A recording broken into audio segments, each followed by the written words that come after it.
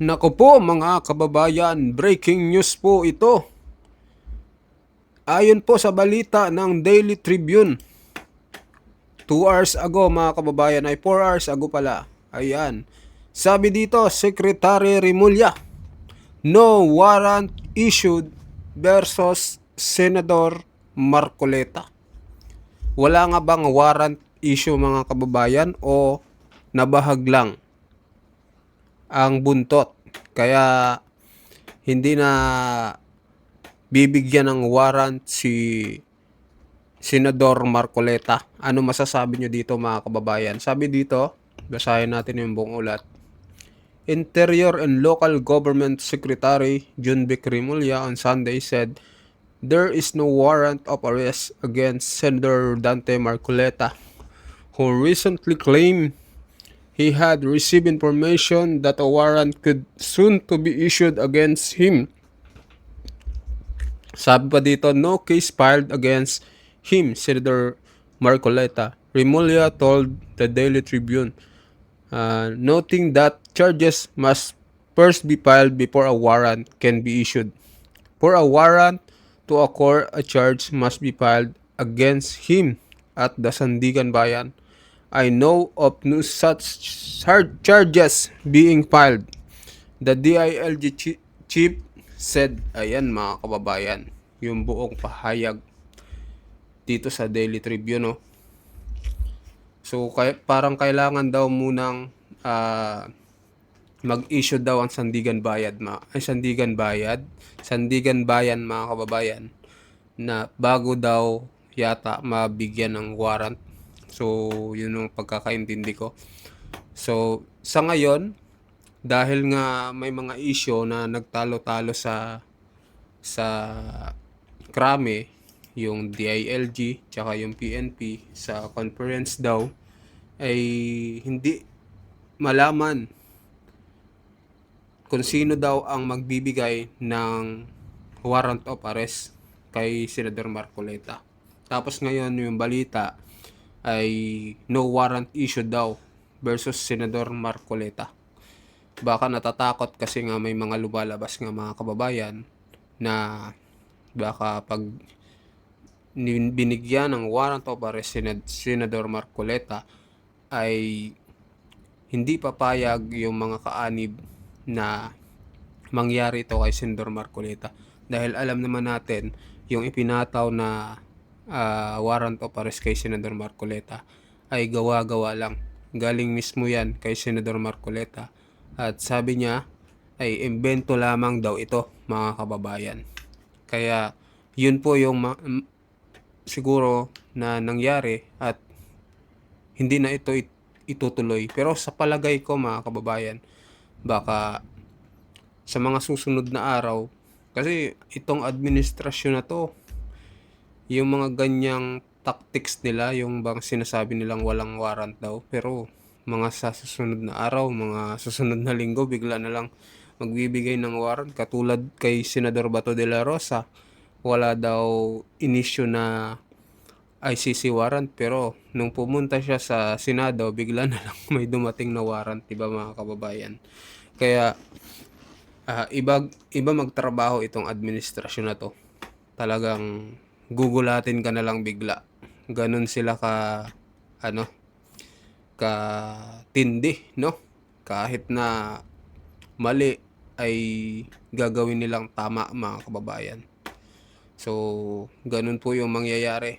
So, abangan na lang ho natin sa mga susunod na araw or linggo kung ano yung plano nito ng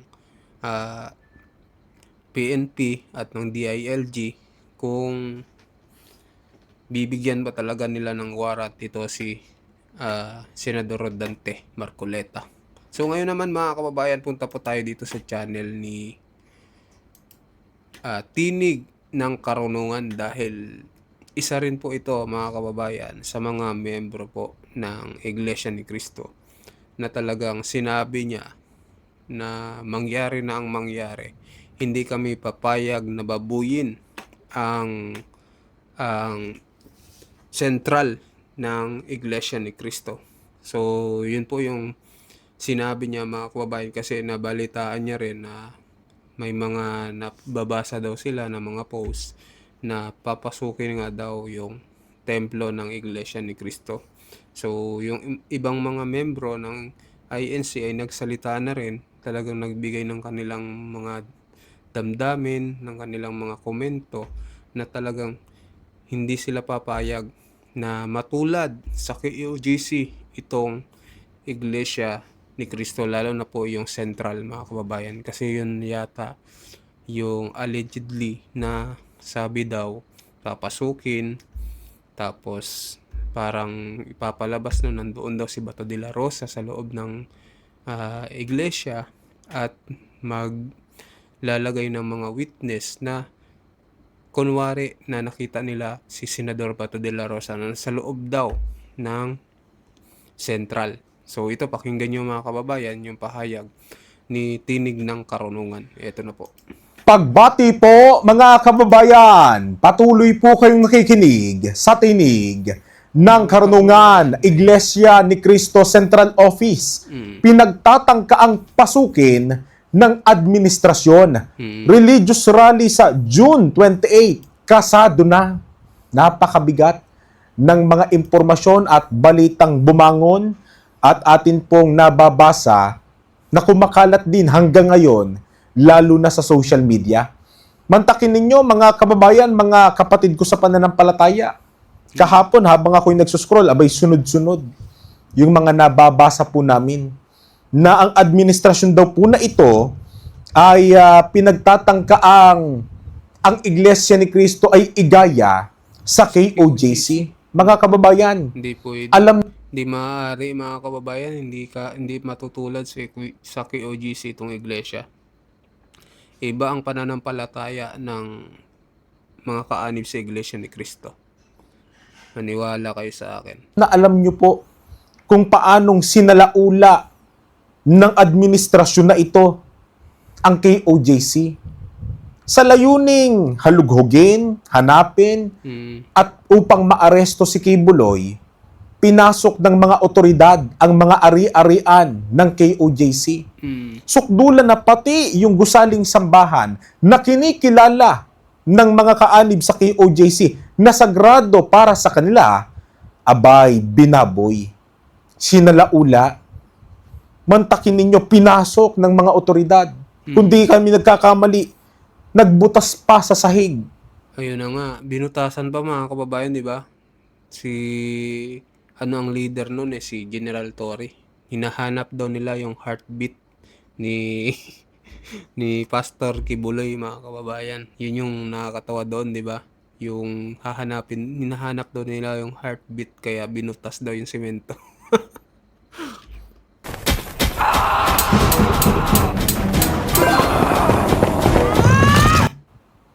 Sa paniniwala ng mga otoridad na nagtatago daw underground si Kibuloy.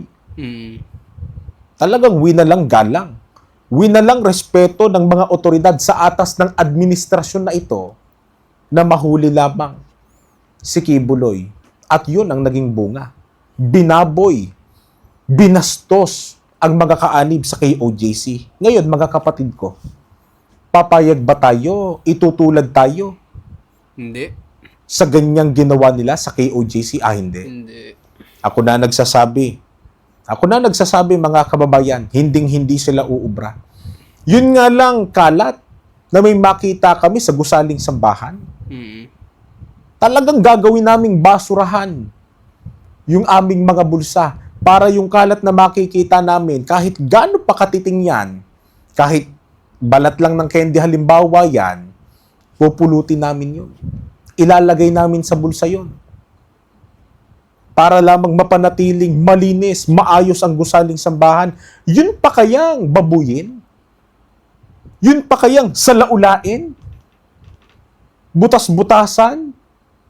Galawin, sirain? Aba, hindi kami papayag. Hindi para magpaapi. Sukdulan ng mamatay kung kinakailangan. Mangyari, hindi kami papayag. Ayan mga kababayan, matindi no? Ganun po talaga ang mga kaanib sa Iglesia ni Cristo. Talagang buo yung kanilang pagkakaisa, kanilang pananampalataya.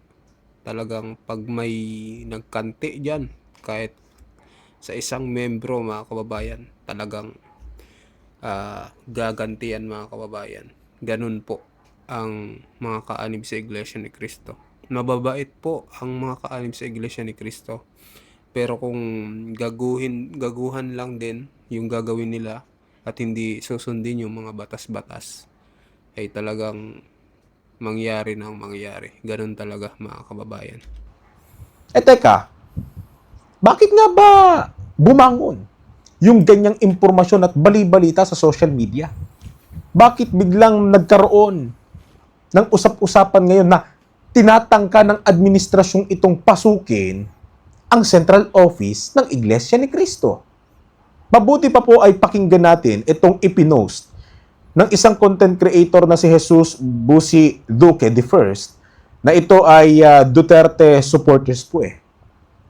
Ito po ay nakasuporta sa mga Duterte. At ito po ang inilahad niya sa kanyang pinost na di umano'y intel na kanyang nasagap.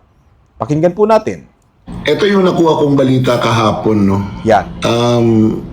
There are stories na magtatangka ang administrasyon ni Marcos na pasukin ang central office ng Iglesia ni Cristo dyan sa Commonwealth. Bakit daw? At ang senaryo na gagamitin nila, allegedly, nandyan si Bato de la Rosa nagtatago. Naku po. And that magkakaroon ng mga testigo na magsasabi na nakita nila, etc., etc. Ayun pala yung magiging naratibo. Mm. Ipapatanggap, ipapaunawa ng administrasyon sa taong bayan na si Senator Bato de la Rosa nagtatago, kinukupkop sa central office ng Iglesia ni Cristo. Yun ang magiging dahilan anya ng administrasyon para pasukin ang Templo Sentral. Kaya pala, ngayon nagme-make sense yung ipinost noon ni Pebbles Talakera. Sa marami na po nating mga pagtatalakay, ipinakilala ko na sa inyo ang pagkatao ni Pebbles Talakera na mula sa pagiging Duterte supporter, hindi ko alam kung siya ba'y nabayaran o natakot, pero nung pinatawag lamang sila sa Kamara de Representante ng komite na binuo laban nga sa fake news, biglang bumalikwas. From Duterte supporter, naging loyalista na. Loyalista. Ipinagtatanggol na bigla si Marcos at itinatakwil na si Duterte. Maging yung mga kaalyado ng mga Duterte. Ngayon, etong Pebbles Talakera po na ito, nung kalagitnaan ng matinding sigalot sa Senado, yan yung mga panahon na bigla na lamang lumitaw si Senator Bato de la Rosa, pumasok siya para makumpleto yung 13 senador na bubuo sa block ni Senator Alan Peter Cayetano. At sila nga yung naging majority. Di ba pagkatapos nun, biglang nawala na lang din si Senator Bato de la Rosa. Ang totoo, pinagbibintangan pa nga si Senator Robin Padilla na katulong daw ni Bato sa pagtakas. Kahit wala namang malinaw na warrant of arrest pa nung panahon na yon. Kaya hindi pa masasabing pagtakas yon. Na hindi nga anya sila hinarang ng mga pulis noon, sabi ni Senator Bato o ni Senator Robin, na kung talagang bawal pala lumabas si Bato ng Senado, ba't di kami hinarang? Di ba? Kaya malinaw na hindi pagtakas yon. Ngayon mga kababayan, pinalutang ni Pebbles Talakera sa kanyang mga post na si Bato raw ay nagtatago sa sentral. Kinukupkup daw. Gagi, no? Ito na pala yun. Kumbaga, mind conditioning na. Yung ginawang post ni Pebbles Talakera, yun ay tanim na niya. Para pag dumating yung panahon na ito, na i-execute na ng administrasyon, etong naratibo na ipinahayag din sa atin ng content creator na ito, luto na ang lahat. Mauunawaan na ngayon ng taong bayan na, andyan si Bato, kaya pinasok ng administrasyon yan. Kahit wala namang katotohanan. Ganun diba? pala yung Ano pang mangyayari pagkatapos? Tuloy natin. Alam niyo naman, sa gobyerno, there is always that presumption of regularity. Pag kumilos ang gobyerno, you will not ask questions now. You will ask the questions later. Totoo yun. Diba? Kasi there is always a presumption na yung ginagawa nila ay legal. Legal, oo. Di ba? Ang purpose ng paggawa ng ganyan is that, alam nyo, init na rin tong mga congressman. Itong mga congressman na ang kanilang boto ay nakadepende sa Iglesia ni Cristo. Yan. Na eto sila ngayon ay bumoto sa impeachment at very vocal sa impeachment ni Vice President Sara Duterte. Kasi umugong din yung balita bago yung botohan sa impeachment ni VP Sara. Di ba umugong din yung balita na kesyo tatandaan daw ng Iglesia ni Cristo yung buboto ng yes sa impeachment kay Sara Duterte. Kaya ngayon, yung mga congressman pala, natakot siguro. Kumbaga, nagkaroon ngayon sila ng pangamba na, naku, hindi na tayo dadalhin sa susunod ng Iglesia ni Cristo. Wala na tayong pag-asa na madala pa tayo ng Iglesia ni Cristo kasi binoto natin ng Vice Presidente. Nag-yes tayo sa impeachment niya. Ayun na naging mindset nila ngayon. Kaya parang itong mga congressman, siguro, naghihigante. Gusto nang humanap ng paraan para siguro masira yung black voting para hindi na magka-bearing sa eleksyon yung kaisahan ng Iglesia ni Cristo. Ayun ang nasa mindset ng mga congressman na yan. Kung hindi ba namang unggoy at tulongges kayong mga nakaupo kayo dyan sa Kamara de Representante, no?